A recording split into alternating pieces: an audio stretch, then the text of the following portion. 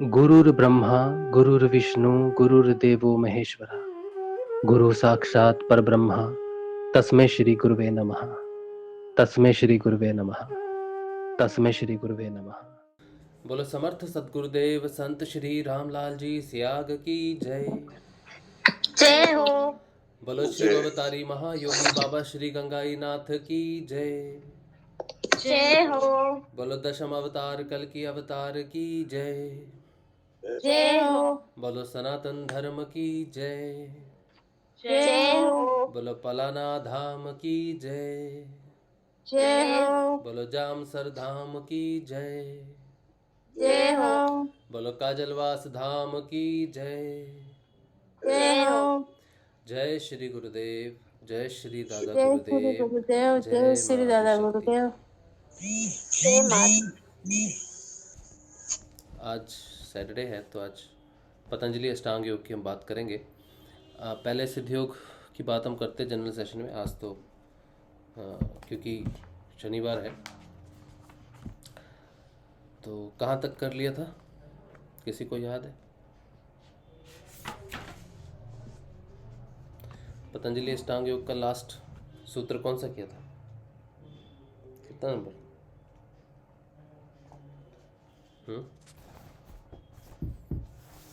कितना नंबर किया था, याद है कुछ?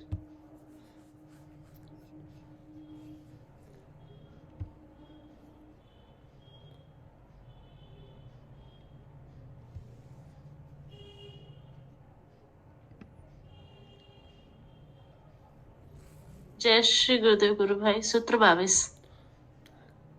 सूत्र 22। हाँ, कृतार्थ प्रति नष्ट। हाँ, ये कर लिया था।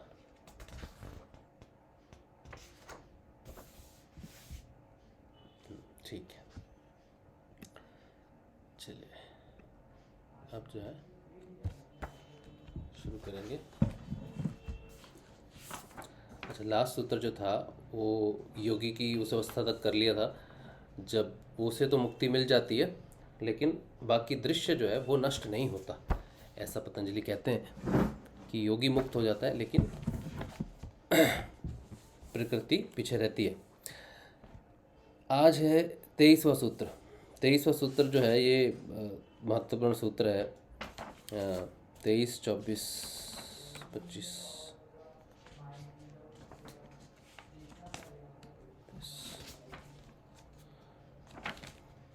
चलो, तो 23वें सूत्र में वो कहते हैं स्वस्वामी शक्तियों स्वरूप उपलब्धि हेतु संयोग। स्वशक्ति यानी कि प्रकृति और स्वामी शक्ति यानी कि पुरुष के स्वरूप की प्राप्ति के लिए ही इन दोनों का संयोग हुआ है।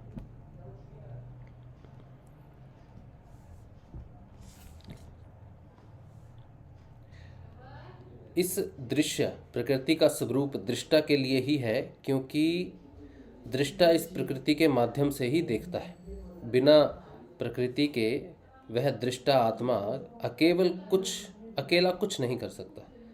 जिस प्रकार एक अच्छा वैज्ञानिक प्रयोगशाला के बिना तथा एक अच्छा कारीगर औजारों के बिना कार्य नहीं कर सकता, उसकी प्रतिभा को प्रकट करने के लिए साधनों की आवश्यकता होती है, उसी प्रकार उस चैतन्य आत्मा ने अपने स्वरूप को पूर्ण रूपेण प्रकट करने के लिए इस प्रकृति को स्वेच्छा से स्वीकार किया है। जिस प्रकार वंश वृद्धि के लिए स्त्री को पत्नी रूप में स्वेच्छा से स्वीकार किया जाता है क्योंकि उसके बिना वंश वृद्धि नहीं हो सकती, ठीक उसी प्रकार इस चैतन्य ने अपने संकल्प एको हम बहुश्याम को पूरा करने के लिए इसे स्वीकार किया, किंतु इसके विभिन्न कृत्यों तथा लावण्य में स्वरूप से प्रभावित होकर वह निज स्वरूप को भूल गया तथा इस प्रकृति के स्वरूप को ही अपना स्वरूप समझने लग गया। इसका मुख्य कारण अविद्या तथा अज्ञान है। यह प्रकृति स्वशक्ति है तथा वह पुरुष चेतन स्वामी शक्ति है, अर्थात वह चेतन आत्मा ही स्वामी है तथा यह प्रकृति स्व अर्थात उसका अधिकृत पदार्थ है। प्रकृति का कार्य मनुष्य के लिए नाना प्रकार के भोगों को प्रदान करना तथा उसे उस दृष्टा आत्मा का स्वरूप दिखाना है। इसी के लिए इसका संयोग हुआ है। दृष्टा के स्वरूप के बाद यह संयोग समाप्त हो जाता है। आत्मा का ज्ञान प्रकृति के माध्यम से ही संभव है तथा भोग भी इसी से होता है। ये जो सूत्र है ये बहुत महत्वपूर्ण सूत्र है। ये वहाँ पर काम आता है जहाँ पर लोग कहते हैं कि जब सब कुछ करने वाले ईश्वरी हैं तो हमारा क्या प्रयोजन है। हम जब कठपुतली ही हैं ईश्वर की तो हमारा क्या प्रयोजन है किसी भी कार्य करने को।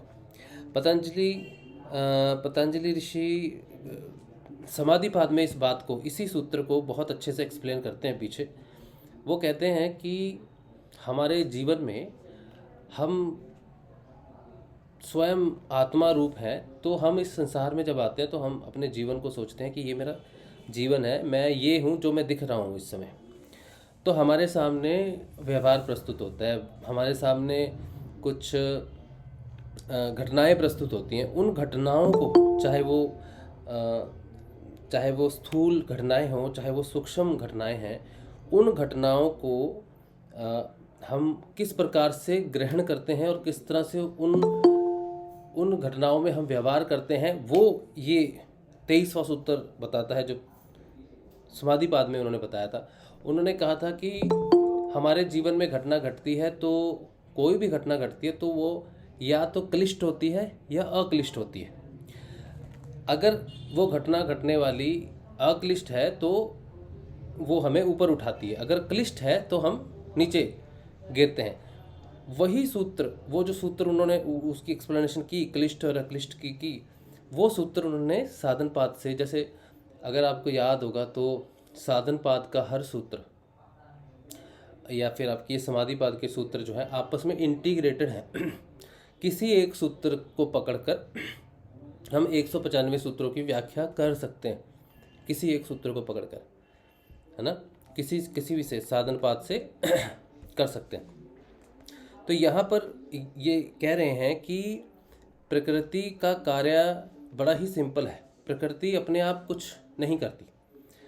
वो जो पुरुष है उसके सामने घटनाएं प्रस्तुत होती हैं और उन घटनाओं को घटाने वाला भी वही है, लेकिन वो उससे अपने आप को रियलाइज़ करे या अपने आप को और प्रकृति में फंस जाए, ये उस पर डिपेंड करता है उन घटनाओं को क्लिष्ट अक्लिष्ट लेने के लिए। लेकिन यहाँ पर वो कहते हैं कि प्रॉब्लम ये है कि मनुष्य जो है वो अविद्या के कारण, मतलब अपनी बाहर की एडुकेशन के कारण या संस्कृति जो डेवलप होती है, परंपराएं डेवलप होती हैं, खानदान वंश बन जाते हैं, कई मानव द्वारा निर्मित धर्म बन जाते हैं। तो मनुष्य अपने आप को बाहर की जो उसको प्राप्ति हुई है, जो सीख प्राप्त हुई है, उस सीख से ही अपने आप को आइडेंटिफाई करने की कोशिश करता है। इसीलिए वो परमात्मा को अलग देखने लगता है, द्वैतवाद उसमें प्रकट हो जाता है। तो इसमें माँ प्रकृति कहती है कि इस अविद्या से निकलने के लिए विद्या माँ प्रकट करती है। तो यानी कि जो अविद्या है, जिसके कारण, जिसे हम अस्मिता भी कहते हैं, जिसके कारण ये जगत सत्य लगता है, वही माँ उस अविद्या को हटाने के लिए विद्या प्रकट करती है, जिससे ये जगत मिथ्या लगने लग जाता है। अब आप देखो कि ये जो सूत्र है, इस एक सूत्र से वहाँ पर जो पंच क्लेश हैं या फिर जो वृत्तियों की बात हुई थी, विपर्यय वृत्ति, है ना, वितर्क, वो जो हुई थी कि आँखों से देखा हुआ दृश्य है वो झूठ हो सकता है, कानों से सुना हुआ झूठ हो सकता है। तो वहाँ पर जो हमने किया था वो क्या था, वो बाहर के एजुकेशन सिस्टम से जो हम सीखते हैं या जो भी हमें प्राप्त होता है, जो दिखता है हमें वही हमें सच लगने लगता है। तो विद्या जब प्रकट होती है तो वो अंदर से प्रकट होती है, फिर बाहर से पंचेंद्रियों से देखा हुआ, पंचेंद्रियों से सुना हुआ, पंचेंद्रियों से ग्रहण करके अपने आप को एक प्रतिष्ठित जगह पे लाया हुआ, ये सारा बेकार हो जाता है, सब कुछ बेकार हो जाता है और सिर्फ अंदर जो रह जाता है वो सच्चा ज्ञान रह जाता है। तो अंदर वाली विद्या जो प्रकट होती है वो इंसान को, वो मनुष्य को, वो आत्मा को उसका स्वरूप दिलाती है। उसके बिना बाहर की कोई भी विद्या हो, कैसी भी विद्या हो, चाहे ग्रंथ हो, शास्त्र हो, उनको पढ़ के इंसान भगवान का अंदाज़ा तो लगा लेता है, ये भी पता लगा लेता कि वो स्वयं ईश्वर है, लेकिन उसको साक्षात्कार वो अविद्या से नहीं कर पाता। वो साक्षात्कार सिर्फ विद्या से अपने अंदर घटनाएं जो उसके घटती हैं उसी से ही कर पाता है। तो प्रकृति क्या है, प्रकृति दोनों संयोग प्रस्तुत करती है उसके सामने। वो किसका चयन करता है अपने कर्म प्रारब्ध के हिसाब से, उस पर डिपेंड करता है। उसने कोई अच्छा कर्म किया होता है तो उसको विद्या प्रकट ऐसे भी नहीं होती, अचानक विद्या भी नहीं प्रकट होती। तो उसके लिए भी वो स्वयं ईश्वर जो है गुरु का रूप लेके आता है और उसको दीक्षा देता है, उसको अपनी शरण में लेता है, तब वो अंतर्मुखी होता है। उसके बाद अंतर्मुखी होने के बाद जब ये पंच इंद्रियों से वो थोड़ा डिटैच होता है, अंदर जाता है, तब जाके उसको विद्या प्रकट होती है। क्योंकि अगर ये पंच इंद्रियां अपना काम एक क्षण के लिए भी बंद नहीं करेंगी तो ये कॉन्टिन्यूसली लर्निंग में रहती हैं। अब जब जैसे ही साधक गुरु दीक्षा लेके अंतर्मुखी होता है तो पंच इंद्रियों को थोड़े समय के लिए भी ब्लॉक लग जाए, एक क्षण के लिए भी किसी का ध्यान सही से लग जाए ना, जब ध्यान की अवस्था आती है तो वो एक क्षण के लिए भी ध्यान लग जाए तो उसको विद्या दिखने लग जाएगी, प्रकट होने लग जाएगी। क्योंकि पंच इंद्रियां और छठी इंद्री होती है मन एक क्षण के लिए भी अगर शांत हो जाए, तो जब तक मन शांत नहीं होता तब तक तो ध्यान लगता नहीं, यानी कि वो डिटैच होता नहीं, जो चेतन आत्मा है वो डिटैच होता नहीं। जैसे ही वो मन से डिटैच होता है और ये भूल भुलैया से एक क्षण के लिए भी देख लेता है तो उसको अंदर से ज्ञान प्रकट होना शुरू होता है। और ये जो मन का नीरव होना है, ये शून्य होना है, इसमें काफ़ी समय लग जाता है। ध्यान करते समय, मंत्र जाप करते समय समय लग जाता है। इसीलिए हम जो मंत्र जपते हैं या ध्यान करते हैं उसमें कई बार काफ़ी समय लग जाता है अंतर्मुखी होने में, और फिर उसके बाद अंतर्मुखी हुए बिना ज्ञान प्रकट नहीं होता है। अब यहाँ से जब विद्या प्रकट होती है तब वो सारी घटनाओं को अक्लिष्ट रूप में करना शुरू करता है। जब वो अक्लिष्ट रूप में करना शुरू करता है तब डिटैचमेंट शुरू होती है, तब विद्या जो है उसको प्रोत्साहन मिलता है और विद्या ज्ञान धीरे धीरे बढ़ने लगता है। बिना विद्या के वो आइडेंटिफाई नहीं कर सकता कि वो आत्मा है। उसको जितना मर्जी कह दिया जाए, ग्रंथों में शिक्षित कर दिया जाए, बड़े से बड़ा पंडित बना दिया जाए, उसको कह दिया जाए कि ये चीज़ है, लेकिन वो धारणा में उसके तब तक नहीं आएगा जब तक ये पंच इंद्रियों को वो शांत नहीं कर लेता। अब इन पंच इंद्रियों छः इंद्रियों को शांत करने के तरीके तो कई हैं। हठ योग से भी शांत करते हैं, सिद्धि योग से तो हमारा नाम जब होता है तो हम ध्यान करते हैं तो अंतर्मुखी होते हैं। तो मुख्य प्रयोजन जो इसमें वो कह रहे हैं, इस सूत्र को अगर हम देखें तो चित्त की वृत्तियों का निरोध ही योग है, वहाँ से शुरू होता है। पहले सूत्र से शुरू हो जाता है अर्थ योग अभ्यासम। तो 23वें सूत्र से हम वापस पहले सूत्र से वो सारी वृत्तियाँ, पंचक्लेश, विद्या, अविद्या, अंतर्मुखी होना और समाधि तक विकसित होना, वो सारी चीज़ें इस 23वें सूत्र से पूरा समाधिवाद जो है हम समझ सकते हैं कि जो प्रयोजन है प्रकृति का, प्रकृति स्वयं थोपती नहीं किसी भी चीज़ को किसी भी मनुष्य के ऊपर, ठीक है, और ना ही वो ईश्वरीय शक्ति जो चेतन है वो किसी चीज़ को आप पे थोपता है। ये दोनों आपकी एक पावर है, एक आपकी अंदर की क्षमताएं हैं। लेकिन घटनाक्रम हम कैसे घटाते हैं? हम अपने व्यवहार के हिसाब से जो कर्म हम कर लेते हैं, ठीक है। क्योंकि कोई पूछे यार शुरू में तो हमने कोई कर्म नहीं किया था, तो हम किसी जून में ये भी सवाल पूछते हैं कि हमने शुरू में कोई भी कर्म नहीं किया तो हम कैसे अच्छे या बुरे जन्म में आए। तो डायरेक्ट मनुष्य जीवन में तो नहीं आ गए, ये तो एवोल्यूशन प्रोसेस है। कहाँ से शुरू हुई आपकी यात्रा? आप डायरेक्ट मनुष्य बन के धरती पे नहीं आए कि आपने सीधा जन्म ले लिया क्योंकि आपने कर्म किया था, आप अमीर या गरीब पैदा हो गए। नहीं, वैसे तो नहीं हुए। आपकी एवोल्यूशन एक प्रोसेस है पूरी, ठीक है। मनुष्य की एवोल्यूशन प्रोसेस इस शरीर तक पहुंचने के लिए इसके अंदर जो बैठा है उसने सारे भोग किए हैं पृथ्वी के, तब जाके उसको ये लास्ट वाला शरीर प्राप्त हुआ है, मुक्ति का द्वार प्राप्त हुआ है कि अब यहाँ से मुक्ति हो सकती है तेरी। तो सिर्फ मनुष्य जन्म नहीं हुए हैं, बहुत सारे ऐसे जन्म हैं जो एवोल्यूशन को दर्शाते हैं, ठीक है। तो ये जो प्रोसेस है शक्ति का और चेतन का जो प्रोसेस है, देखा जाए तो ये हर छोटी से छोटी चीज़ में घटित होता है। और बड़े तौर पे देखा जाए तो बड़े तौर पे हम देखते हैं कि ये किसी चीज़ में ये बस ऊपर है, निर्लिप्त हैं बिल्कुल। और अगर छोटी से छोटी चीज़ में देखें, अगर हम अपने संसारिक जीवन में देखें, स्त्री और पुरुष को देखें, तो वो एक आत्मा और एक प्रकृति के तौर पे ही एक दूसरे को पूर्ण करते हैं। दोनों एक दूसरे की मुक्ति का कारण बनते हैं। लेकिन बड़े स्केल पे देखें तो हम कुछ भी नहीं है। फिर वो चेतन और प्रकृति को देखो बड़े स्वरूप में तो हम छोटे छोटे लगते हैं। लेकिन इससे ही आप अंदाज़ा लगा सकते हो कि छोटे से छोटे में भी उसका स्वरूप जो है वो रेप्लिकेट होता है। जो सबसे छोटी वस्तु है उसमें वो रेप्लिकेट होता है, और सबसे बड़े आकार में देखा जाए तो वही प्रस्तुत है। तो इस यहाँ से ये भी कहते हैं कि ये जो एंटायर ब्रह्मांड है, ये पूरी सृष्टि है, ये उसका विराट रूप है, बड़ा स्वरूप है। बाकी छोटे छोटे हर स्वरूप में वो घटित होता है।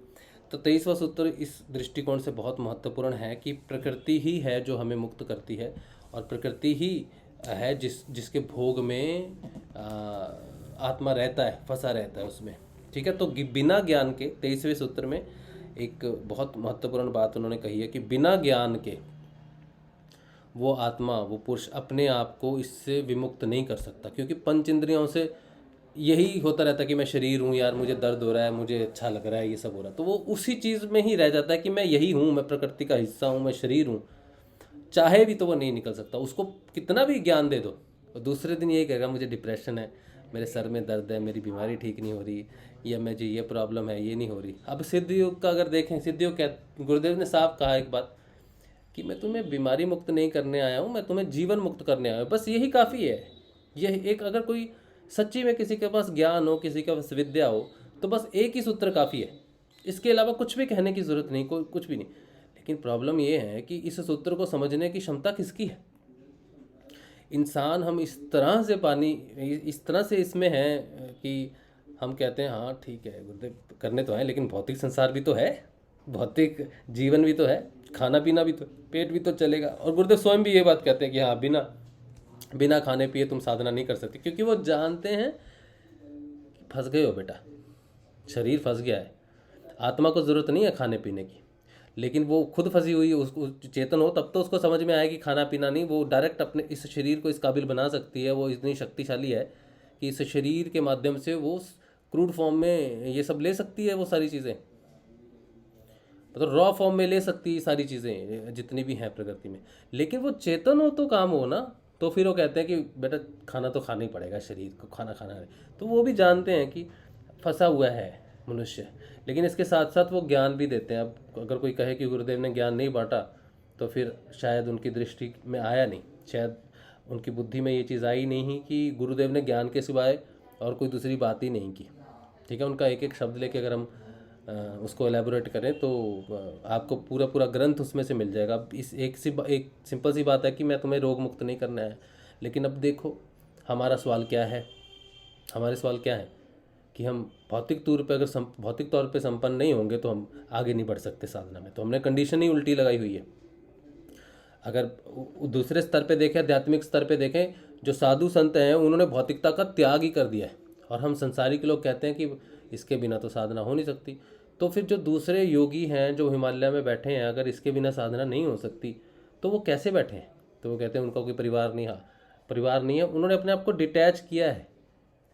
आप एक योगी भी हो सकते हो, आप एक ग्रस्त भी हो सकते हो। इसकी उदाहरण भी गुरुदेव देते हैं, साफ अपनी वाणी में देते हैं कि मेरे गुरुदेव जो हैं वो निवृत्ति मार्ग के थे, मैं प्रवृत्ति मार्ग का हूँ, ग्रस्त हूँ। विवेकानंद निवृत्ति मार्ग के थे, वो शिष्य थे, और उनके गुरु श्री रामकृष्ण परमहंस प्रवृत्ति मार्ग के थे। तो ये हो सकता है, निवृत्ति प्रवृत्ति मार्ग हो सकता है। तो दिक्कत किस में है? सिर्फ विद्या और अविद्या में है। हम योगियों को देखते हैं तो समझते वो तो योगी है, और अपने आप को देखते हैं हम तो ग्रस्त हैं। एक्चुअली बात ग्रस्त और योगी की नहीं है, बात विद्या और अविद्या की है। सिर्फ एक ग्रस्त व्यक्ति भी योगी हो सकता है, ये बात गुरुदेव प्रूव करने ही आए हैं। लेकिन डायरेक्ट कह देंगे कि तुम योगी बन जाओ तो गुरुदेव को बोलेंगे यार हमें नहीं बनना योगी।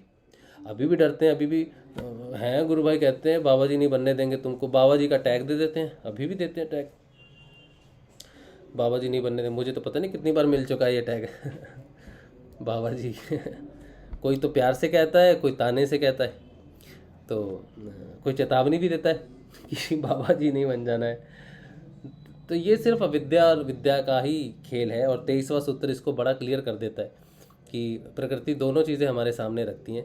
बस हम सोचते हैं कि अगर हम योगी होते या ब्रह्मचारी होते तभी हम इससे मुक्त हो सकते हैं, वरना ग्रस्त जीवन में नहीं हो सकते। विद्या जहाँ प्रकट होगी, अगर कोई योगी है, किसी ने घर त्याग दिया, किसी ने ब्रह्मचर्य का व्रत ले लिया, या फिर किसी ने गेरुए वस्त्र धारण कर लिए, संन्यास ले लिया, लेकिन उससे अगर ज्ञान प्राप्त नहीं हुआ, ज्ञान का अर्थ है विद्या प्राप्त नहीं हुई, तो कोई अर्थ ही नहीं बनता। और ऐसे है ना, आप जानते हैं ना कि सारे साधु सच्चे नहीं होते, सारे सारे गेरुआ पहनने वाले सच्चे नहीं होते, तो क्यों सारे सच्चे नहीं होते? उसका डिफरेंस क्या है? और जो गृहस्थ जीवन में है सारे भोग विलास में नहीं होते, कुछ लोग भगवान के प्रति इतनी रुचि में होते हैं कि गृहस्थ जीवन में होते हुए भी मुक्त हो जाते हैं, जैसे गुरुदेव, जैसे रामकृष्ण परमहंस। तो ऐसा क्या डिफरेंस है कि योगी होते हुए भी कोई योगी नहीं हो पाता, त्याग करके भी कोई त्याग नहीं कर पाता, और कोई बिना त्याग के भी वैराग्य, परम वैराग्य को हासिल हो जाता है? तो इसका अर्थ हमारी जीवन शैली से नहीं है, और ना ही हमारे पेट से है, ना ही हमारे ग्रस्त होने से या फिर निवृत्ति मार्ग या प्रवृत्ति मार्ग होने से है। इसका साफ मतलब है कि हम जो भी मनुष्य प्रकृति के अंदर प्रकट हुआ है, वो प्रकृति किसी भी अवस्था में किसी भी व्यक्ति को मोक्ष प्राप्त दे सकती है, सिर्फ ये कि उसे विद्या की प्राप्ति हो जाए। और विद्या की प्राप्ति सिर्फ और सिर्फ गुरु के माध्यम से हो सकती है। जो सन्यासी हो गए, जो सब हो गए, अगर उन्होंने गुरु धारण नहीं किया, विद्या नहीं हुई, तो सन्यास कुछ किसी काम का नहीं उनका, ठीक है। और अगर कोई प्रवृत्ति मार्ग है, उसको गुरु मिल जाए तो उसको सन्यास की जरूरत नहीं, क्योंकि विद्या ने मुक्त करना है आपको, ज्ञान ने मुक्त करना है आपको। आपके व्यवहार से जो ज्ञान है दिखता है, उसने आपको मुक्त करना है, ना कि आपके पोजीशन से कि आप योगी हो, संत हो। आप भैया आपको क्या टेंशन है, आप तो हिमालय में बैठे हो, ठीक है, हम तो ग्रस्त जीवन हम नहीं हो सकते। ये फालतू है, बिल्कुल बिल्कुल बेकार बात है ये सारी। यानी कि आपको मुक्त करने वाली आपकी जीवन शैली या जीवन अवस्था नहीं है। आपको मुक्त करने वाला आपके अंदर वो प्रकट हुआ गुरु रूपी ज्ञान है, प्रकृति से प्रकट हुई वो विद्या है, प्रकृति मुक्त करती है, ठीक है। तो चयन आपका है कर्मों का, कि आप किसी भी कर्म को क्लिष्ट करते हैं या अक्लिष्ट रूप में उसको लेते हैं, ठीक है। तो यहाँ प्रकृति की इसी बात को बताया जा रहा है कि उसके बिना नहीं होती मुक्ति। हम कोई भी स्वांग रच लें, हम किसी भी धर्म में चले जाएं, कुछ भी कर लें, उससे कोई फर्क नहीं पड़ता। तो ये बहुत महत्वपूर्ण सूत्र है 23वां सूत्र।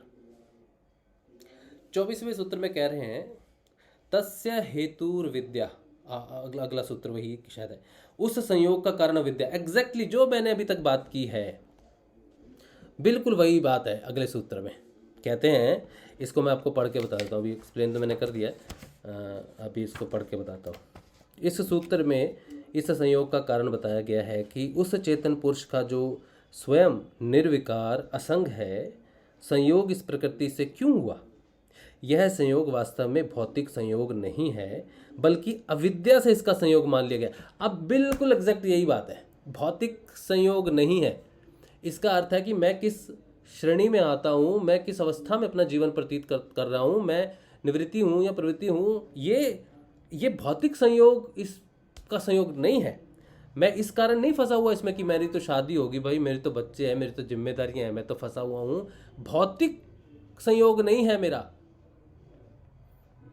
भौतिकता के कारण मैं नहीं फंसा हुआ। मैं शादी कर लिया इसलिए नहीं फंसा हुआ, और वो ब्रह्मचर्य लेके संन्यास लिया वो मुक्त हो गया इसलिए कि वो है भैया मैंने भी संन्यास लेना है। वो कहते हैं ना लोग, जीवन हो जाएगा, काम वाम कर लेंगे, हम तो संन्यास ले लेंगे भैया। तो कहाँ जाओगे संन्यास लेके भाई, हैं?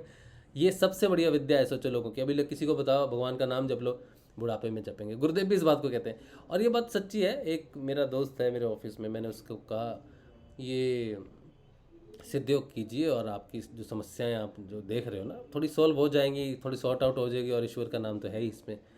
तो बोला राजूदा खूब भालो करे क्षमा दिए शो और अमी बूढ़ो हो गए। तो उसने कहा बहुत अच्छा है राजू भैया आपने मुझे दिया, लेकिन जब मैं थोड़ा बूढ़ा हो जाऊंगा ना, तब मैं ये करूँगा जरूर, मुझे बहुत अच्छी लगी ये चीज़। तो बूढ़े होने का इंतजार कर रहा है वो इंसान। तो ये बात यहीं पर कह रहे हैं कि हमारा भौतिकता के कारण यहाँ हम नहीं फंसे हुए। इसीलिए कृष्ण कहते हैं कि सब धर्मों को छोड़ के तू मेरी शरण में आ जा। तू ये मत सोच कि भौतिकता के कारण फंसा हुआ है, तू उन कर्म बंधनों के कारण फंसा हुआ है, ठीक है। तेरा संयोग भौतिक नहीं है, तेरा संयोग अविद्या का है, क्योंकि क्योंकि तू एक मूर्ख प्राणी है, इसीलिए मूर्खता के कारण ये समझ रहा है और मूर्खता भरी हरकतें कर रहा है या मूर्खता में फंसा हुआ है। तेरा संयोग इसके साथ, प्रकृति के साथ मूर्खता के कारण है कि तू भूल चुका है तू कौन है। जो इंसान अपने आप को भूल जाए, जिसको पता ना हो कि क्या है क्या नहीं है, तो उसको यही कह सकता है विद्या। अविद्या के कारण तेरा संयोग है, भौतिकता के कारण हम नहीं जुड़े हुए। तो हमारी कोई भी लिमिटेशंस हैं, हम किसी भी परिवार से हैं, किसी भी धर्म से हैं, किसी भी देश से विदेश से हैं, ये हमारी ये कारण नहीं है हमारी अटैचमेंट का। हमारा अटैचमेंट, हमारा फंसने का अर्थ है हमें वो ज्ञान नहीं है। तो यही वो कहते हैं, यह संयोग वास्तव में भौतिक संयोग नहीं है, बल्कि अविद्या से इसका संयोग मान लिया गया है। विद्या तथा अविद्या इस प्रकृति का गुण है। अविद्या के कारण वह वासनाग्रस्त होकर संसार के भोगों को भोगती है तथा विद्या के कारण वह इनसे विरुद्ध होकर आत्मज्ञान कराती है। चेतना और जड़ का संयोग इस अविद्या के कारण ही प्रतीत होता है। चेतना और जड़ का अर्थात है कि मैं चेतन आत्मा हूँ और मेरा ये शरीर है जो जड़ है। इन दोनों का संयोग जो है ये अभिन्न नज़र आते हैं। कहते हैं ना, अब वो देखो जो योगी होते हैं, जो जैसे विवेकानंद जी हैं, जब उन्होंने इस चीज़ को जान लिया, इस चीज़ को जान लिया कि जड़ शरीर है और मैं चेतन आत्मा हूँ, तो उन्होंने अपना शरीर छोड़ा। अपनी इच्छा से वो अपने आप को अलग कर सकते हैं, क्योंकि वो डिफरेंस जानते हैं। आप और मैं ये डिफरेंस नहीं जानते। मैं बात कर रहा हूँ आपके सामने, ठीक है, तो ऐसा लग रहा है कि मैं जानता हूँ कि जड़ क्या है, चेतन क्या है, लेकिन ये बात कर रहा हूँ, इसका साक्षात्कार नहीं हुआ। इस ज्ञान को प्रकट तो हो गया, ज्ञान समझ में तो आ गया, लेकिन इसका साक्षात्कार नहीं हुआ। और विवेकानंद जी जो हैं या दूसरे जो योगी हैं जो अपनी स्व इच्छा से समाधि में, जैसे बाबा गंगानाथ जी समाधि में जाकर अपना शरीर त्याग देते हैं, उनको डिफरेंस मालूम है कि ये आत्म तत्व है और ये जड़ तत्व है, और मैं अपने आत्म तत्व को जड़ तत्व से इस रास्ते से अलग कर सकता हूँ। तो जो साधक वहाँ पर डेवलप हो जाता है वो इस ज्ञान को धारण कर लेता है, वो इसकी पूर्णता प्राप्त कर लेता है। और जब तक हम उस स्थिति में नहीं पहुँचते कि हम अपनी आत्म तत्व को पहचान ले, मैं भी जानता हूँ, आप भी जानते हो कि तो आप आत्म तत्व हो, है ना, लेकिन हम अपनी आत्मा को अपने शरीर से अलग नहीं कर सकते अपनी इच्छा से। कोई अपने आप को हट कर ले, अपने शरीर को कुछ कर ले, वो तो बेवकूफ़ी हुई, वो तो गलत चीज़ हुई, ठीक है, लेकिन तरीका नहीं पता कैसे हम कर सकते हैं। बैठ के समाधि में जाना और रिस्पेक्टफुली उन प्रकृति और पुरुष का जो ये जड़ और आत्मा का जो अलग होना है उसको देखना, योगी मृत्यु जिसे कहते हैं ना, मृत्यु को देखना, यही है, यही महामृत्यु को देखना है। वरना जो मनुष्य मरता है वो तो उसकी सांस बंद होगी, वो बेहोश हो गया, प्राण उस समय नहीं निकले उसके, मृत्यु उसकी उस समय नहीं हुई, वो तो सांस अनकॉन्शियस, मरने से पहले वो अनकॉन्शियस होगा ही होगा। जिंदा है और मर गया ऐसा नहीं होगा, ये पल वो रियलाइज नहीं कर सकता, वो मौत को कभी रियलाइज, जितने भी लोग जिनको मोक्ष नहीं प्राप्त हुआ वो कभी मौत का साक्षात्कार उन्होंने आज तक किया ही नहीं। मरने से पहले हर स्थिति में वो एकदम से प्राण नहीं निकलेंगे, वो पहले शरीर बुद्धि अनकॉन्शियस हो जाएगी, उसकी बेहोश हो जाएगा, कुछ भी हो जाएगा, लेकिन प्राण उसके जानते हुए नहीं निकलेंगे, क्योंकि वो स्वयं जानता ही नहीं, वो तो शरीर है ना, वो तो अनकॉन्शियस हो गया, वो तो आत्म रूप में स्थापित नहीं है। और जो आत्म रूप में स्थापित है वो अपनी आत्मा को इस शरीर का जो रास्ता है सुषुम्ना नाड़ी से होते हुए यहाँ तक लेके आना, उस अपने आप को, अपने आत्म रूप को यहाँ से निकलना, वो प्रोसेस है। तो क्या कहते हैं, चेतना और जड़ का संयोग इस अविद्या के कारण ही प्रतीत होता है। तो हम जड़ और चेतन की संयोग में फंसे हुए हैं, चाहे हम ज्ञान की बात कर रहे हैं, चाहे हम योग में हैं, हमें काफ़ी समय हो गया है और हम पतंजलि ऋषि का पढ़ रहे हैं, और इस बात को पूर्ण रूप से अभी जो मैंने बात की है अभी वो पूर्ण रूप से इस बात को समझाती भी है कि ये प्रोसेस क्या है, लेकिन फिर भी मेरा अधिकार नहीं है, मैं बोल भी रहा हूँ लेकिन मेरा अधिकार नहीं है। इसका अर्थ है कि ज्ञान तो प्रकट हो सकता है, विद्या प्रकट होगी, लेकिन विद्या को साक्षात्कार करने भी ज़रूरी है, इसीलिए ये प्रत्यक्षानुभूति होनी ज़रूरी है। बातों का विषय नहीं है कि बात तो कर ली, भैया बड़ा समझदार है व्यक्ति, बात कर रहा है, पतंजलि योग का पढ़ रहा है, ठीक है, अगर कोई कहे कि हाँ यार पढ़ रहा है, समझा रहा है, लेकिन अब यही बात आती है कि समझाने वाला व्यक्ति अगर जिसे पूरी रियलाइजेशन हो जाए वो तो कहेगा कि हाँ मैं जानता हूँ रास्ता निकलने का। तो जो बोलने वाला अंदर प्रकट हुआ है, जिसका ये ज्ञान है, वो ये व्यक्ति नहीं है जो अविद्या में है। जैसे मैं अभी अविद्या में हूँ, ठीक है, तो मैं इसको बोल रहा हूँ, समझा रहा हूँ, लेकिन मैं इसका रास्ता जानता नहीं। यानी कि जो बोलने वाला अंदर है, जो इस चीज़ को प्रकट कर रहा है, वो गुरु है, वो ज्ञान वो गुरु का है जो इसको रियलाइजेशन में लाता है। लेकिन वो गुरु कहता है कि तू देख, तू आगे बढ़, और मैं तुझे इस ज्ञान जो रास्ता बताया कि देख कोई पूछते हैं ना, भैया वो तीसरी गली में जाना है, उनके घर जाना है, तो वो कहते हैं इधर से जाना, इधर से लेफ्ट लेना, उधर से राइट लेना, मंदिर आएगा, मंदिर से देखना बायां घर, 2 घर छोड़ के। तो उसने रास्ता बता दिया, लेकिन पहुंचना तो वहां पर होगा, है ना। तो वो पहुंचाने वाला गुरु है, रास्ता बताने वाला भी गुरु है ना। तो ये विद्या का प्रकट होना और विद्या का साक्षात्कार होना जरूरी है, और गुरु के बिना नहीं हो सकता, क्योंकि रास्ता वही जानता है। और ग्रंथों में देखो, ये ग्रंथ है ना, इसमें लिखा हुआ है ना, अभी छोटी सी लाइन है, जड़ो चेतन का सहयोग विद्या के कारण ही प्रतीत होता, बस इतनी सी लाइन है, यही जीवन का सार है। अब ये लिखा हुआ है ग्रंथ में, लेकिन ग्रंथ पढ़ के क्या हम अपने आप को समाधिस्थ कर सकते हैं? नहीं कर सकते, राइट। तो ये गुरु के कारण होगा, ये ग्रंथ नहीं फ्री करेगा, ये नॉलेज, ये विद्या तब तक नहीं करेगी जब तक गुरु मुझे रास्ता नहीं बताएगा, मुझे नहीं पता कैसे जाना है। अच्छा, उसके बाद कहते हैं इसी अज्ञान का निवारण समाधि की स्थिति में होता है। देखो अगली लाइन बिल्कुल बहुत बढ़िया लाइन है, इसी अज्ञान का निवारण समाधि में स्थित होता है। समाधि का अर्थ क्या है? समाधि है क्या? समाधि का अर्थ है अपने शरीर की पंचेंद्रियां, अपने शरीर के पंच क्लेश, अपने शरीर के पंच भौतिक सूक्ष्म और स्थूल पदार्थों से ऊपर उठना, अहंकार से ऊपर उठ जाना, अपने चित्त से ऊपर उठ जाना और चित्त को देखना। चित्त ही प्रकृति का पहली संतान है, चित्त से ऊपर उठ गए, चित्त दिखना पड़ेगा। और ये सिर्फ समाधि में इस तभी हो सकता है जब हम अपने शरीर के इंद्रियों, अहंकार, मन, इन सब से कनेक्शन थोड़े समय के लिए टूटना जरूरी है, मन का शून्य होना जरूरी है। और ये सिर्फ समाधि अवस्था में होता है जब प्रकृति का कोई हस्तक्षेप नहीं है, बिल्कुल जड़ दिखती है, बिल्कुल जड़, कोई मोह नहीं, कोई लालच नहीं, कोई प्रेम नहीं, कोई अटैचमेंट नहीं, कुछ नहीं। जब तक वो स्थिति, वो समाधि, वो घटित नहीं होती, तब तक हम नहीं कह सकते कि मैं अहंकार से मुक्त हूँ। कोई कहे नहीं जी मैं बहुत अच्छा व्यक्ति हूँ, मैं अहंकार से मुक्त हूँ, मैं कभी किसी पे गुस्सा, झूठ, फरेब, जालसाजी नहीं करते, हम बहुत अच्छे इंसान हैं, हम में कोई अहंकार नहीं। तो ये बात गलत है। जब तक व्यक्ति समाधि में नहीं जाता वो अहंकार से मुक्त नहीं हो सकता। समाधि में गया हुआ व्यक्ति ही कह सकता है कि वो उस समय के लिए अहंकार मुक्त था, क्योंकि अहंकार मुक्त होगा तभी जानेगा कि वो क्या है, जड़ क्या है, तभी परम वैराग्य प्रस्तुत होगा, नहीं तो होगा नहीं। वैराग्य तो सभी समाधि तक मिल जाएगा आपको, लेकिन परम वैराग्य कैसे प्राप्त होगा? सभी समाधि में आपको बाहर की आवाज़ें सुनती हैं, आप सत्य हो, यानी कि आपकी पंचेंद्रियां काम कर रही हैं, कान काम कर रहे हैं, इसलिए बाहर की आवाज़ सुनाई दे रही है। तो सभी समाधि क्या है? वैराग्य प्रकट हो गया, अभ्यास से, बार बार योग अभ्यास से वैराग्य प्रकट हो गया, सभी समाधि होगी। बीज दब गए, बीज दबने की अवस्था बिल्कुल वैसी ही है जैसी मुक्त प्राणी की अवस्था है। एक मुक्त प्राणी में और एक सभी समाधि प्रस्तुत व्यक्ति में कोई अंतर नहीं है, सिवाय इसके कि जो सभी समाधि में है उसके बीज सिर्फ दबे हैं, जले नहीं हैं। वो अभी उस समाधि में नहीं गया जहां पर पंचेंद्रियां पूर्ण रूप से बंद हो जाए।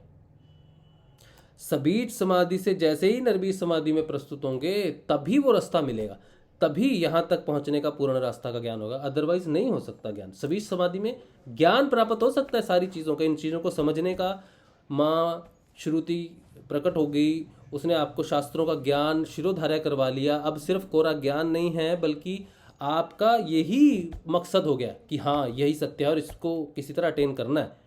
तो सभी समाधि में आपको सारा ज्ञान प्राप्त हो जाएगा, लेकिन साक्षात्कार सिर्फ और सिर्फ समाधि में ही हो सकता है। और समाधि में जाने के लिए पहली अवस्था निरोग काया इसलिए है क्योंकि रोगी शरीर जो है वो अटैचमेंट है, रोग एक अटैचमेंट है, तामसिकता है, रोग तामसिकता है। और तामसिकता के होते हुए आप निर्बीज समाधि में तो नहीं पहुंच सकते। सबीज समाधि आपको लग सकती है, गहरा ध्यान भी आपको लग सकता है, लेकिन निर्बीज समाधि आपको तामसिक गुण के साथ नहीं लग सकती, किसी रोग के साथ नहीं लग सकती।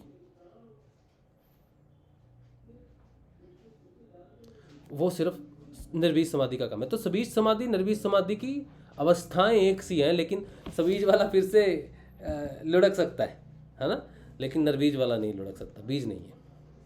अच्छा, तो कहते हैं जड़ और चेतन का संयोग इस अविद्या के कारण ही प्रतीत होता है। इसी अज्ञान का निवारण समाधि की स्थिति में होता है। ये समाधि निर्भीक समाधि होनी चाहिए, ठीक है। जब दोनों की भिन्न प्रतीति होती है, जिससे योगी प्रकृति के संयोग की इस भ्रांति को छोड़ देता है तथा वह अपना निज स्वरूप आत्मा को जो दृष्टा है प्राप्त कर लेता है। अविद्या का नाश आत्मज्ञान के बिना नहीं होता, ऐसा लिखा है। अविद्या का नाश आत्मज्ञान के बिना नहीं होता। चेतन आत्मा का ज्ञान ही प्रकृति के माध्यम से ही होता है, जिसे विद्या कहते हैं। अविद्या के कारण ही पुरुष आत्मा एवं जड़ प्रकृति संयुक्त ज्ञात होते हैं, किंतु दोनों दो भिन्न शक्तियां हैं जिनका कार्य भी भिन्न भिन्न है। विद्या के द्वारा योगी को यह स्पष्ट हो जाता है कि यह समस्त सृष्टि प्रकृति की ही रचना है तथा मनुष्य वह जड़ प्रकृति नहीं बल्कि वह चेतन तत्व है। इसी से उसकी समस्त भ्रांतियां मिटकर वह सत्य ज्ञान को उपलब्ध होता है, सृष्टि की वास्तविकता को जान लेता है। प्रकृति एवं पुरुष की भिन्नता का बोध हो जाना ही मुक्ति का हेतु है। अब देखो, इसमें तत्व की बात हम करते हैं। हमारे पीरियोडिक टेबल में जितने भी तत्व हैं, जैसे कहो प्लास्टिक है, प्लास्टिक को मैं टच कर सकता हूँ, मैं जानता हूँ। इसकी थोड़ी सी साइंस थ्योरी पढ़ लूँगा तो इसके बारे में जान पाऊँगा।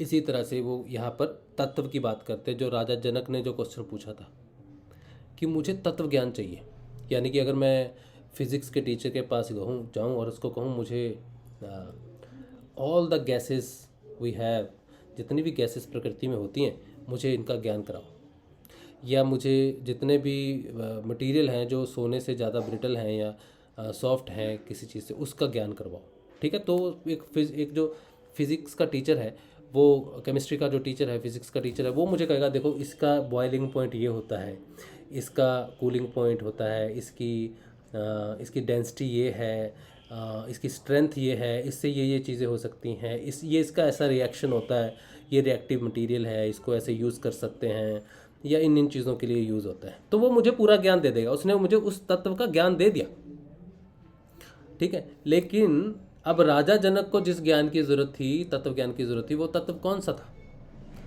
वो आत्म तत्व था, यानी कि आत्मा भी एक तत्व के रूप में है।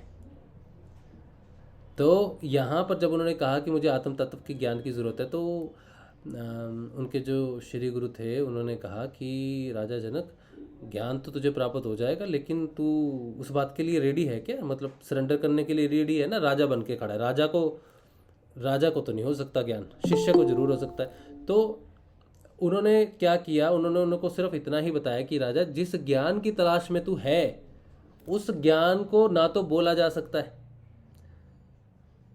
ना सुना जा सकता है, क्योंकि पंच इंद्रियों से मैं बोलूँगा और पंच इंद्रियों से तू सुनेगा। इन पंच इंद्रियों की इतनी औकात नहीं भैया कि मैं बोलूँ और तू समझ जाए सुन के। तो ये वो तत्व है जो ऑलरेडी व्याप्त है। तू एक काम कर, तू सरेंडर कर दे। तो अब किस बात का सरेंडर करना है? सरेंडर था अपने सुनने की शक्ति को सरेंडर कर दे। आत्म तत्व के ज्ञान की प्राप्ति जिस बुद्धि से तू करना चाहता है, उस बुद्धि का त्याग कर दे। तो सब चीज़ों का सिर्फ त्याग कर दे और वो प्रकट हो जाएगा। तो आत्मज्ञान जो उन्होंने कहा, वो किसी सुनने से, किताब से देने लेने का विषय ही नहीं है, किसी देने लेने का विषय ही नहीं है कुछ भी। उसमें तो सिर्फ आवरण चढ़े हुए हैं, आवरण को हटा देना है बस, और वो प्रस्तुत है हर जगह। राजा जनक की वो स्थिति थी कि वो जानते थे कि अपने आवरणों को कैसे मुक्त करना है। हम नहीं जानते। अब वो जानते थे, क्यों? क्योंकि उन्होंने अभ्यास किया था, नाम जपा होगा, उन्होंने ध्यान किया था, कई प्रोसेस से वो गुजरे होंगे, तो वो रेडी थे बिल्कुल अपने आवरण को उतारने के लिए। तो हम उस अभ्यास के लिए हम उस स्थिति में तो पहुँचे कि हम उस स्थिति में आ जाएं जहाँ हम अपने पंच इंद्रियों का, अपने स्वांग का, अपने धर्मों का त्याग करने के लायक होगी। गुरु ने कहा रेडी है बेटा, गुरुदेव रेडी हो। कुछ सुनना नहीं, गुरुदेव ने कुछ कहना नहीं, कुछ भी नहीं है, सिर्फ मोह का, जाल का पर्दा टूट गया और वो प्रस्तुत हो गया, वही है। क्योंकि उसके बारे में कहना सुनना इम्पॉसिबल है। ये पूरी सृष्टि की रचना उसके सिर्फ संकल्प मात्र से हुई है। तो इस पृथ्वी की ऐसी कौन सी भाषा हो सकती है, ऐसा कौन सा माध्यम हो सकता है जो उसे पूरे को एक्सप्लेन कर पाए? नहीं कर सकता। तो आत्मज्ञान ना तो पढ़ा जा सकता है, ना लिखा जा सकता है, ना ही वो गुरु उसको किसी चीज़ में दे सकता है। गुरु सिर्फ आवरण तोड़ेगा, काटेगा, हटाए, धूल साफ करेगा, बस। तो गुरुदेव इसको अपनी वाणी में एक जगह पे कहते हैं कि मैं आपको कुछ नहीं दूंगा भैया। कोई किसी को कुछ देता लेता नहीं है, क्योंकि वो जानते हैं आत्मा को ना तो कुछ दिया जा सकता है, ना उससे लिया जा सकता है। मैं तो आपका आपसे साक्षात्कार करवाऊंगा, बस, कुछ लेना देना नहीं है। ठीक है। तो गुरुदेव की जो बातें हैं ना, वो एक एक बात में हजारों रहस्य छुपे हुए हैं। वही ज्ञान है, इसी को ही ज्ञान कहते हैं। आत्मा का अपना विशेष कुछ भी नहीं। अगर हम कहें आत्मज्ञान, तो आत्मज्ञान, आत्मा का अपना ज्ञान कुछ नहीं। ये सारी सृष्टि में जो भी चीज़ें हैं, ये सारा जो ज्ञान है, ये जो प्रकट हुआ है, ये उस तक पहुंचने का रास्ता है। तो आत्मज्ञान आत्मा का नहीं है। आत्मज्ञान तो कह देते हैं हम, लेकिन आत्मा का अपना ज्ञान नहीं वो कुछ भी। आत्मा तो उस बहुत आगे है, उसको ज्ञान से प्राप्त कैसे नहीं किया जा सकता। ये सिर्फ एक माध्यम है ये जानने का कि मैं अपने विकारों से मुक्त कैसे हो जाऊं, मैं अपने अहंकार से, मैं अपने अपने जो मेरे बंधन है, अटैचमेंट है, उनसे मुक्त कैसे हो जाऊं, उसके लिए ज्ञान है। इसलिए ज्ञान महत्वपूर्ण है, उसके लिए महत्वपूर्ण है। कोई स्कूल में जाके टीचर पढ़ा देगा, ग्रंथ है, आत्मा के बारे में जान लिया, उसको प्राप्त कर लिया, इम्पॉसिबल है। ठीक है, होप कि ये थोड़ा सा क्लियर हो गया होगा आपको। तो देखो, शब्दों की ही बात है। हम कहते हैं आत्मज्ञान, आत्मज्ञान, भाई तो आपको आत्मज्ञान हो गया है, आपको आत्मज्ञान हो गया, तो कहते हैं भाई आत्म, तो ये शब्द है आत्मज्ञान, लेकिन आप एक्चुअली में आत्मा का कोई ज्ञान नहीं है, प्रकृति का है। विद्या अविद्या, अविद्या में संयोग, और विद्या में वो कहती है कि मैं तो नहीं हूँ भैया, मैं तो ये जड़ हूँ और मैं इसी से प्रस्तुत हुई हूँ। ये दे देती है। और इसको जानने के लिए मेरे पास, मैं अपने बारे में तुम्हें बता सकती हूँ कि मैं जड़ हूँ, ये ज्ञान मैं तुम्हें दे सकती हूँ। और जैसे ही तुम्हें पता चलेगा तुम क्यों, तुम्हें कहे स्टैचू, कितनी देर स्टैचू रह लोगे तुम? जब तुम जान जाओगे कि तुम्हें स्टैचू में नहीं रहना, तुम्हें मुक्त होना है, आज़ाद होना है, सांस लेनी है, खाना है, पीना है, रहना है, तो तुम क्यों स्टैचू में रहोगे? बस वैसे ही तुम्हें जब प्रकृति का मेरा ज्ञान मैं तुम्हें करवा दूंगी कि मैं कौन हूँ, मैं जड़ हूँ और मेरा संचालन इसके कारण है, इसके लिए है। तो तुम इसमें फंसे मत रहो, तुम उसमें व्यक्त हो जाओ। तो यही है। अच्छा चलो, अगला 24वां सूत्र है, समय है अभी, 25वां सूत्र है। कहते हैं तद भावात संयोग अभावो हानम तदृश्य कैवल्यम। इस अविद्या के अभाव से संयोग का अभाव हो जाता है, जिसे हान यानी कि पुनर्जन्म आदि भावी दुखों का अंत कहते हैं। वही चेतनात्मा का कैवल्य है। तो कैवल्य चेतना का आत्मा, वो इसमें बहुत प्यार से, बहुत अच्छे से समझा देते हैं कि अविद्या के कारण जब विद्या प्रकट हो जाए, पता चल जाए कि भैया ये स्थिति है, तो फिर पुनर्जन्म क्यों होगा? नहीं होगा। ठीक है, जब आपको स्थिति पता चल गई, दो भिन्न पदार्थ है, रास्ता पता चल गया कि इसमें रहूँगा तो फंसूंगा, तो आप छोड़ दिया। तो सारी चीज़ें प्रकृति के हैं, गुण दोष धर्म जन्म कर्म सारे प्रकृति के अंश है। कोई कहता ना मैं, मेरे इतने कर्म है तो मैं मुक्त कैसे होऊंगा, कर्म तो मुझे भोगने ही पड़ेंगे। तो अगर आप उस स्थिति में पहुंच जाओ जहां पर आप ये देख सको कि सारी चीज़ें जो है, मैं आत्म रूप हूँ, आत्मा कोई कर्म नहीं भोगता ना वो मरता है ना वो जीता है। कहते हैं ना यार, जन्म होता है बार बार कर्म भोगने के लिए, लेकिन आत्मा तो ना जन्मता है ना मरता है, तो वो भोग भी नहीं करता। अगर आपको ये रियलाइजेशन हो जाए कि आप आत्मा हो और आप अपने आप को अलग कर लो प्रकृति से इस माध्यम से, तो फिर भोगेगा कौन? कर्म भोगेगा कौन? कुछ नहीं, मुक्त हो गए। तो वो रास्ता गुरु बताता है आपको। अच्छा, मैं इसको पढ़ देता हूँ, इसको बहुत अच्छे से लिखा है इन्होंने। कहते हैं पुरुष यानी आत्मा तथा प्रकृति का जो संयोग अविद्या के कारण हुआ था, आत्मज्ञान से उसका अभाव हो जाता है। साधक स्वयं देख लेता है कि यह प्रकृति उस चैतन्य से भिन्न है। इस प्रकार के ज्ञान से प्रकृति के इस संयोग का अभाव हो जाता है, जिससे पुनर्जन्म आदि भावी दुखों का अंत हो जाता है। यही उस चैतन्य आत्मा का कैवल्य है। इस स्थिति में आत्मा अपने स्वरूप में स्थित हो जाती है। सृष्टि का उपादान कारण प्रकृति है तथा पुरुष उसका निमित्त कारण है।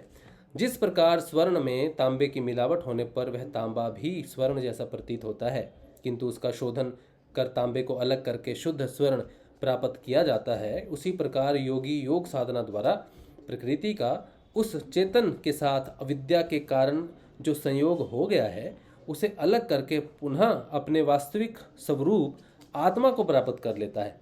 यही उसकी कैवल्य अथवा मोक्ष की स्थिति है। उसके बाद ही पुनर्जन्म आदि दुखों का अंत होता है। जब तक उस चैतन्य आत्मा के साथ प्रकृति के थोड़े से भी अंश का संयोग रहता है तब तक कैवल्य की प्राप्ति नहीं होती तथा उसके दुखों का अंत भी नहीं होता। इस संयोग को दूर करने के लिए उसकी कारण रूपा अविद्या को ही दूर करना एकमात्र उपाय है। अविद्या को दूर करना ही, यानी कि जो हमारे ऊपर आवरण है उसको दूर करना ही एकमात्र तरीका है अपनी आत्मा का साक्षात्कार करने का। अगर मैं अपने ऊपर के आवरण को हटा दूं, लेकिन आवरण को मैं तब हटाऊंगा जब मुझे पता हो कि आवरण है और मुझे पता चल जाए कि ये आवरण है, तो वो पता चलेगा सिर्फ ज्ञान से। अगर मुझे पता हो कि मैंने ये टी शर्ट पहनी है, मुझे ज्ञान है मैंने चेंज करनी है। अगर मुझे ज्ञान ही ना हो कि मैंने पहनी है टी शर्ट, तो मैं उसको चेंज कैसे करूँगा? तो वही वो कहते हैं कि आत्मा के ऊपर जो अविद्या का आवरण है उसको सिर्फ और सिर्फ विद्या से हटाया जा सकता है कि एटलीस्ट पता तो चल जाए कि आवरण है।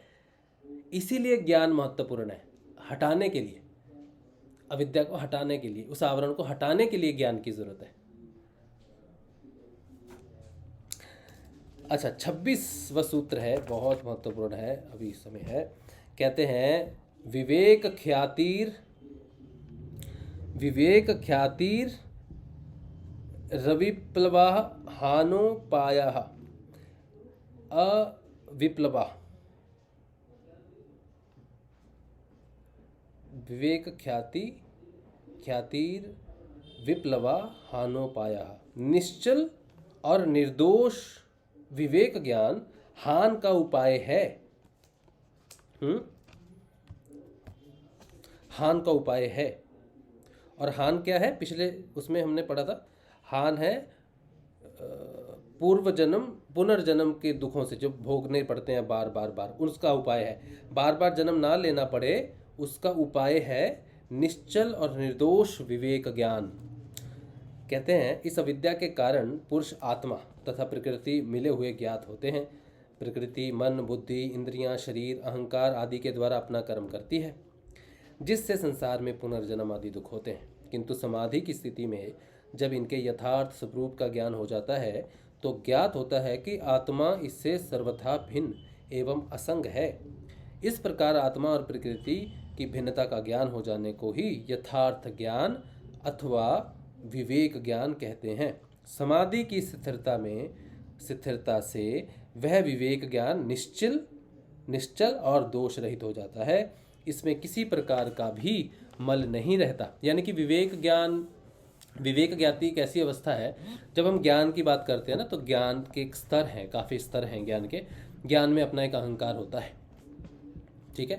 ज्ञान में ज्ञानी हो जाने का कई बार अहंकार हो जाता है कि मुझे पता है। कई बार देखे होंगे आपने, जिनको ज्ञान होता है वो थोड़े से कहते हैं ना कि हाँ भैया तो पूछो क्या पूछना है बताओ, तो आ जाता है। कई बार पता नहीं चलता, हालांकि वो अहंकार पता नहीं होता ज्ञानी को। अगर पता चल जाए ज्ञानी को कि ये अहंकार है, उसका त्याग कर सकता है, लेकिन पता नहीं चलता। तो लोग बता देते हैं कि भाई तुम बड़े अहंकारी हो। तो वो सोचने पे, अगर वो सोचे अच्छा इसको दिखा है तो मुझे क्यों नहीं दिखा, ठीक है। कई बार नहीं, ज्ञानी अपने हिसाब से कोई बात बोले, या विद्वान टीचर किसी बात से बोले, बच्चे कहेंगे यार क्या वो टीचर है यार, ये आगे वाले बच्चों को समझा रहा है खाली, और पीछे वालों के दिमाग में तो कुछ घुस नहीं रहा है। तो टीचर समझता है कि उसने बहुत कुछ कर लिया।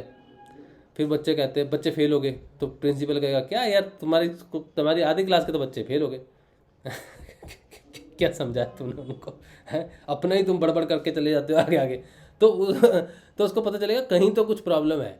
तो ज्ञानी होने का अर्थ है कि वो पूरी तरह से निश्चल हो जाए, वो पूरी तरह से निष्पाप हो जाए। तो ज्ञान की भी यानी कि अवस्थाएं हैं, ऐसा पतंजलि कहते हैं कि ज्ञान की अवस्थाएं हैं। तो उस ज्ञान की फाइनल अवस्था जिसकी बात करते हैं वो है विवेक ख्याति नाम का ज्ञान है। उसके बारे में डिटेल भी है, वो भी पढ़ेंगे। कहते हैं ये जो ऐसा ज्ञान है विवेक ख्याति, ये निश्चल मल से रहित हो जाता है, किसी भी प्रकार के मल से रहित हो जाता है। इसी से अविद्या आदि क्लेश दूर होते हैं, जो समस्त दुखों का बीज है। इसके अभाव से समस्त कर्म संस्कार का अभाव हो जाता है तथा चित्त अपने कारण में विलीन हो जाता है, जिससे प्रकृति के का समस्त व्यापार बंद हो जाता है। यही जीव की परम उपलब्धि है। दुखों की निवृत्ति का उपाय कर्म नहीं है। ये कितनी महत्वपूर्ण लाइन है। कह रहे हैं दुखों की निवृत्ति का उपाय कर्म नहीं है। सतव कर्म करते हैं जी, हम सच्चे कर्म करते हैं, अच्छे कर्म करते हैं, तो कर्म उपाय नहीं है। ठीक है। अब हम निष्काम कर्म करते हैं। ठीक है, निष्काम, क्योंकि कहते हैं निष्काम कर्म करो, यही एक ऑप्शन है। कर्म तो करना ही है, बिना कर्म के तो रह नहीं सकते। लेकिन कर्म से मुक्ति नहीं है, मुक्ति ज्ञान से। अच्छा, बल्कि वह विवेक ज्ञान है। यानी कि कह रहे हैं दुखों की निवृत्ति का उपाय कर्म नहीं है, बल्कि वह विवेक ज्ञान है। इसीलिए ज्ञान ज़्यादा महत्वपूर्ण है, जो आत्मज्ञान के बाद ही प्राप्त होता है। यानी कि विवेक ज्ञान आत्मज्ञान के बाद की स्थिति है। और आत्मज्ञान क्या है कि सारे आवरण चित्त, जब आप समाधि में चले गए और आपने प्रकृति और आत्मा का तत्व को जान लिया, उसके बाद जो ज्ञान प्रकट होगा उसी को विवेक ज्ञान। यानी कि आत्मज्ञान के बाद कि आत्मा क्या तत्व है, उसके बाद ही विवेक ख्याति विवेक ज्ञान प्राप्त होता है। अब ये कहते हैं कि सत्य असत्य का निर्णय इसी ज्ञान से होता है। सत्य असत्य वो वाला, लेकिन ये सत्य असत्य तत्व का सत्य असत्य, मैं हमेशा सच बोलता हूँ या मेरे अंदर सत्य प्रकट हो गया है, वो वाला सत्य नहीं। क्योंकि मैं सत्य बोलता हूँ क्योंकि वो एक झूठ भी है, वो संसारिक सत्य है। संसारिक झूठ बोलना शब्दों से, जो ये सत्य असत्य की बात हो रही है, ये तत्व के सत्य असत्य की बात हो रही है। ये प्रकृति को असत्य बोल रहे हैं, जड़ को। मेरा रहना प्रकृति में लिमिटेड है, वो असत्य है, और सत्य आत्मा है जो स्थिर है। तो इस सत्य असत्य की बात हो रही है, आत्मा की और प्रकृति की बात हो रही है। लेकिन जो ज्ञान आपको शुरुआती ज्ञान पे प्रकट होता है, जो सत्य के आधार पे प्रकट होता है, वो ज्ञान की बात नहीं कर रहे। उसमें अशुद्धियाँ रहती हैं, क्योंकि वो झूठ का विपरीत है, विकल्प है। ठीक है, तो उसके दूसरी तरफ झूठ है, तो वो वाला सत्य सत्य नहीं, विवेक ख्याति का सत्य सत्य है, जो तत्व का ज्ञान करवाए। तो ये थोड़ा सा समझने वाली बात है। जो प्रकृति का झूठ और सत्य है, जो आदमी बाहर से शब्दों से झूठ और सच बोलता है, उसको बाहर का ज्ञान प्राप्त होता है। फिर जो अंतर्मुखी होता है, उसके अंदर एक सत्य प्रकट होता है, उस सत्य से उसको विद्या का ज्ञान होता है। फिर उस विद्या से जब वो समाधि में प्रकट होता है, वहाँ पर उसको जो ज्ञान प्राप्त होता है, वो इस संसार रूपी सत्य सत्य नहीं है, शब्दों का, बात का, व्यवहार का, सच्चे आचरण का बात नहीं है। वो है परम तत्व का ज्ञान, कि क्या सत्य है, क्या असत्य है।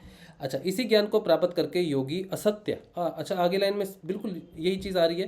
कह रहे हैं इसी ज्ञान को प्राप्त करके योगी असत्य, यानी प्रकृति, असत्य प्रकृति को कहा, असत्य प्रकृति का त्याग करके सत्य स्वरूप आत्मा को, तो आत्मा को सत्य स्वरूप आत्मा को अपना स्वरूप मान लेता है। वह असत्य का त्याग कर देता है, इसी से वह कैवल्यावस्था को प्राप्त होता है। ठीक है, विवेक जागृत होने पर योगी को दुख का हेतु, मोक्ष का हेतु, बुद्धि की कृतार्थता, बुद्धि लय तथा अपुनरुत्पत्ति का संपूर्ण ज्ञान हो जाता है। यही विवेक ख्याति है, यही दुख नाश का उपाय है। ठीक है। अच्छा, कितनी महत्वपूर्ण सूत्र है ये वाला 28वां सूत्र, 28वां 26वां शायद 26वां। अच्छा, आगे एक सूत्र और पढ़ लेते हैं हम, फिर उसके बाद में ये इंपॉर्टेंट है क्योंकि इसके साथ ही रिलेटेड है। इस सूत्र में कहते हैं तस्य सप्तधा प्रांत भूमि प्रज्ञा। इस पुरुष की 7 प्रकार की सबसे ऊंची अवस्था वाली बुद्धि होती है। इस पुरुष की 7 प्रकार की, आज विवेक ख्याति का, विवेक ज्ञान का वो मूल बता रहे हैं कि अगर उसकी पहचान ना हो कि किसी को विवेक ज्ञान प्राप्त हुआ है कि नहीं हुआ है, उसकी 7 प्रकार के लक्षण है उसको पहचानने के। तो वो लक्षण बता रहे हैं, कह रहे हैं जिस व्यक्ति को विवेक ज्ञान प्राप्त हो जाता है, उसकी बुद्धि 7 प्रकार के चिन्हों वाली होती है, जो सबसे अच्छी ऊंची अवस्था वाली है। इस अवस्था में उसके चित्त पर जो अविद्या जनित आवरण था वह नष्ट हो जाता है तथा चित्त अपने कारण में विलीन हो जाता है। इसी को परमानंद की स्थिति कहते हैं। यही परम पद है तथा इसी को सत्य को उपलब्ध होना कहते हैं। यही योग है। इस ज्ञान में वह 7 प्रकार का अनुभव करता है जो जीव की सबसे ऊंची अवस्था है। पहला, जो कुछ जानना था जान लिया, अब जानने को कुछ शेष नहीं रहा, यानी कि ज्ञान अब नहीं चाहिए। यह त्रिगुणात्मक प्रकृति की सर्व दुखों का कारण है, इसका स्वरूप अनित्य तथा परिणामी है, इसका ज्ञान हो गया। दूसरा, अविद्या के कारण प्रकृति का आत्मा के साथ जो संयोग हो रहा था उस प्रकृति का पुनः अभाव हो गया, जिससे दुखों के कारणों का अंत हो गया, जिससे पुनर्जन्म आदि दुखों का भी अंत हो गया। प्रकृति तीसरा है, प्रकृति का अभाव हो जाने से जो कुछ प्राप्त करना था कर लिया, अर्थात अपने आत्म स्वरूप में स्थित हो जाना ही उपलब्धि थी, सो हो गई। अब कुछ पाने को शेष नहीं रहा, अंतिम स्थिति कैवल्य की उपलब्धि हो गई। चौथा, जो कुछ करना था कर लिया, इन दुखों के अंत का उपाय जो विवेक ज्ञान है उसे सिद्ध कर लिया, अब कुछ करना शेष नहीं रहा। पांचवा, चित्त यानी प्रकृति का कार्य था भोग और मुक्ति देना, वह पूरा हो गया, अब उसका कोई प्रयोजन शेष नहीं रहा, बंधन और मुक्ति दोनों छूट गए। छठा, अब यह चित्त अपने स्वरूप को छोड़कर अपने कारण रूप गुणों में विलीन हो रहा है, क्योंकि उसका भोग और मुक्ति के दोनों कार्य पूर्ण हो चुके, अब उसका कोई कार्य शेष नहीं रहा। सातवां, यह पुरुष आत्म तत्व तीनों गुणों से मुक्त होकर अपनी निर्गुण, निराकार, असंग एवं कुटस्थ अवस्था में अर्थात अपने ही स्वरूप में अचल भाव से स्थिर हो गया। इन 7 प्रकार के चिन्हों में प्रथम 4 को कार्य विमुक्ति प्रज्ञा तथा शेष 3 को चित्त विमुक्ति प्रज्ञा कहते हैं। प्रथम 4 अवस्थाओं में चित्त के कार्यों के छूटने का विवेक ज्ञान होता है तथा अंतिम 3 में चित्त का जो त्रिगुणात्मक रूप का अस्तित्व है उसके भी छूटने का ज्ञान हो जाता है। ऐसा योगी जीवन मुक्त कहलाता है। चित्त जब अपने कारण में विलीन हो जाता है तो उसे विदेह मुक्त कहते हैं। ये जो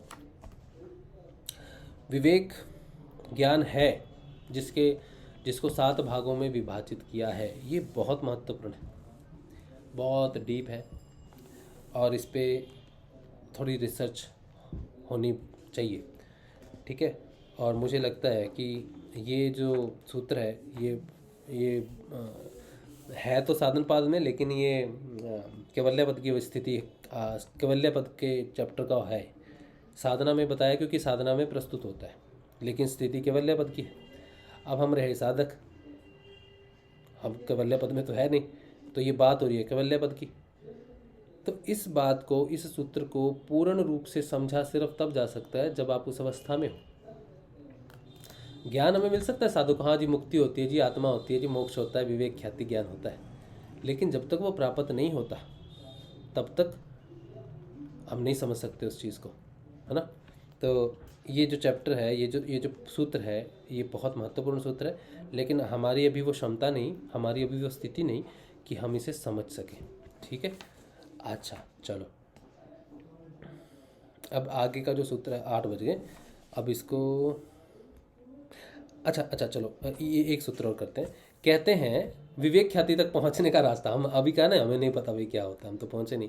तो कहते हैं पतंजलि जानते हैं इसके बाद का प्रश्न जो अभी हमने बात की ना, प्रश्न उठा जो, अब सोचो पतंजलि को, जब पतंजलि जानते हैं कि जो ये पढ़ेगा वो अगर समझ गया कि यार कैसे होगा प्राप्त, हम तो वहाँ पे नहीं हैं।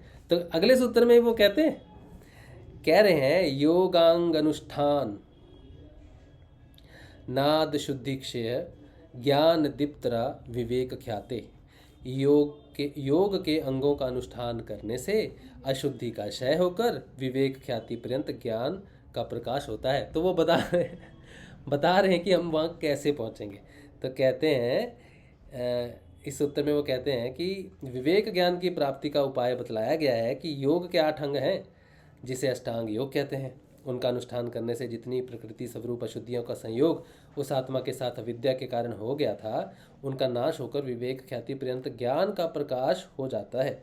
उस स्थिति में वह अपने आत्म स्वरूप में प्रतिष्ठित हो जाता है, जो मन, बुद्धि, इंद्रियां, शरीर आदि समस्त प्रकृति जड़ अन्य प्रकृति जन्य जड़ तत्वों से भिन्न है। अष्टांग योग के साधन से ज्यों ज्यों ज्ञान बढ़ता जाता है त्यों त्यों अज्ञान छूटता जाता है। अंत में केवल वह सत्य ज्ञान ही शेष रह जाता है। इन साधनों से चित्त शुद्ध होता है तथा शुद्ध चित्त होने पर ही विवेक ज्ञान होता है। अब उन्होंने हमें माध्यम बता दिया अष्टांग योग, लेकिन फिर हम कहें कि ऋषि जी अब आपने बता तो दिया, लेकिन हम करें कैसे? फिर आगे प्रस्तुत होते हैं गुरुदेव जो आपके जीवन में हो चुके हैं, और उन्होंने कहा मैं तुम्हें दीक्षा दूंगा, पतंजलि का अष्टांग योग सिद्ध हो जाएगा। यम, नियम, आसन, प्राणायाम, प्रत्याहार, धारणा, ध्यान और समाधि, ये सारा समाधि तक आप डेवलप हो जाओगे। तो यानी कि ये जो सूत्र है साधना का 27वां सूत्र है, कितना है? 27वां सूत्र है, 27, 28वां सूत्र है। यानी कि साधना में अगर आप देखो, इस साधन पाद को देखो, पूरे साधन पाद में जितने भी सूत्र हैं वैसे 55-56 होंगे शायद, इतना ही कुछ होगा शायद। ये कितना है? 5, 4, 5, 5, 55 सूत्र है। 55 में से हम इस समय 29वें सूत्र में हैं। तो 29वें सूत्र में गुरु प्राप्त होते हैं। किसी साधक को अगर गुरु की प्राप्ति हो जाए और गुरु कहते हैं मैं तुम्हें दीक्षा देता हूँ, यहाँ से यम तुम्हारा शुरू हो जाएगा। तो अगर हम देखें अपने जीवन को, जिस दिन गुरुदेव हमारे जीवन में आए तो हम साधना के 55 सूत्रों में से 29वें सूत्र तक हम पहुँच चुके थे। वहाँ तक पहुँचने के लिए हमारी पिछले जो जन्म रहे होंगे उन्होंने हमें यहाँ तक पहुँचाया है। अब गुरुदेव आ गए तो उन्होंने कहा अच्छा बेटा चलो, मैं 5 अंग तो तुम्हें वैसे ही फ्री में देता हूँ। 29वें सूत्र में वो हमारे जीवन में प्रवेश करते हैं, दीक्षा देते हैं, जिससे यम, नियम, आसन, प्राणायाम, प्रत्याहार तो अपने आप हो जाएगा। धारणा पक्की होने में समय लगेगा, धारणा पक्की होते ध्यान लग जाएगी और तुम समाधि तक विकसित हो जाओगे। तो ये जो सूत्र है 29वां, ये 8 अंग के बारे में बताता है। 30वां सूत्र यम के बारे में, 31वां नियम के बारे में, और 32वां नियम के बारे में बता रहा है। फिर धीरे धीरे ये आगे बढ़ रहा है। फिर अहिंसा वगैरह के बारे में, वो जो डेवलपमेंट होता है, ट्रांसफॉर्मेशन होता है अपने अंदर, अस्त्य वगैरह, फिर ब्रह्मचर्य होता है। फिर उसका सूत्र है संतोष। अच्छा ये हो गया संतोष। फिर उसके बाद स्वाध्याय, ये हो गया 4, 4, 44 तक तो वो यम और नियम को एक्सप्लेन कर रहे हैं। तो आपको गुरु प्राप्त हुए तो आप साधना के 44 सूत्र तक तो पहुंच गए। 29 से सीधे 44 सूत्र तक तो वैसे ही शॉर्टकट लग गया आपका। फिर उसके बाद समाधि की बात करते हैं 45वें सूत्र में, और फिर उसके बाद धीरे धीरे मन की शांति की बात आ रही है। फिर मन की शांति होने के बाद बाहर और अंदर की बात हो रही है। फिर उसके बाद बाहर और भीतर के विषयों का त्याग कर देने से अपने होने वाले चौथा प्राणायाम की बात होती है। प्राणायाम अपने आप होगा, गुरुदेव कहते हैं प्राणायाम होगा आपको, प्राणायाम आपको हो रहा है। फिर धीरे धीरे प्रकाश के होते होते तो गुरुदेव ने तो आपको यानी कि ये जो लास्ट सूत्र है इसमें ये कहते हैं इस प्रत्याहार से इंद्रियां पूर्ण वश वर्तनी होती हैं। तो प्रत्याहार तक है साधना, ये हो गया तो धारणा पक्की, और जिस दिन धारणा पक्की उस दिन ध्यान लग गया, और जिस दिन ध्यान लग गया उस दिन ज्ञान प्राप्त हो गया। तो एक्चुअल में आपको कुछ भी नहीं करना। आपके जीवन में अगर आपको गुरु प्राप्त हो गए ना, तो आपको वो प्राप्त हो गया है जिसकी आपने बड़ी मेहनत की है, कई जन्मों तक जिसकी आपने मेहनत की हुई है, वो प्राप्त हो गया। तो करना तो कुछ भी नहीं है आपको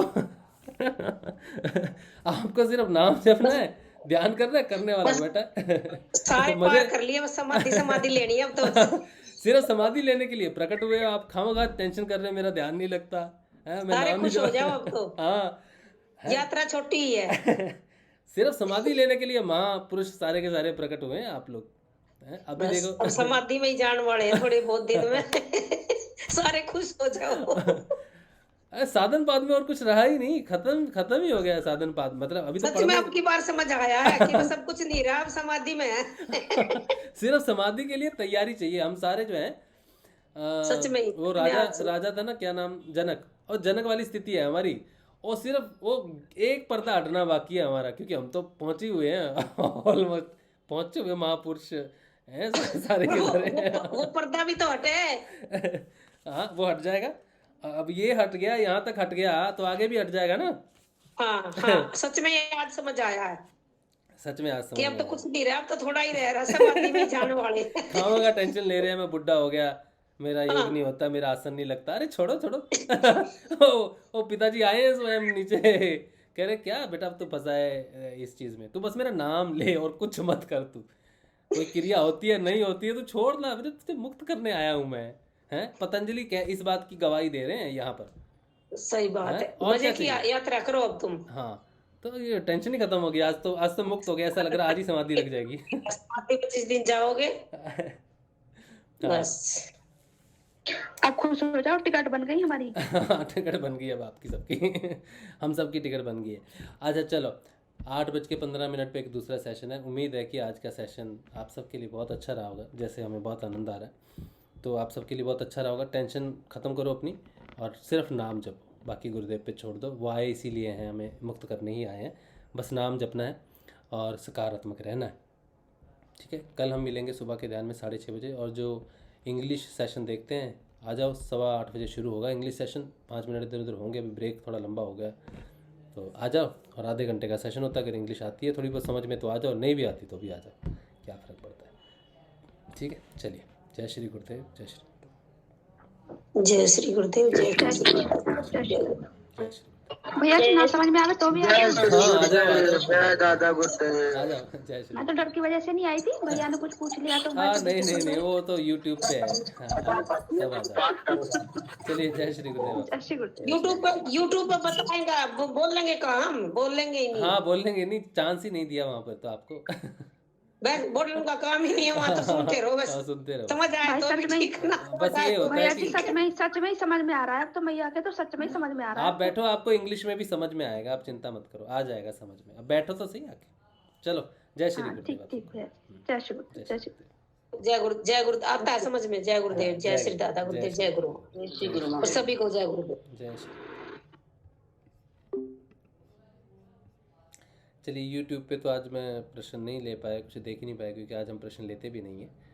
तो उम्मीद है कि ज्ञानवर्धक रहा होगा सेशन। ठीक है, चलिए, जय श्री।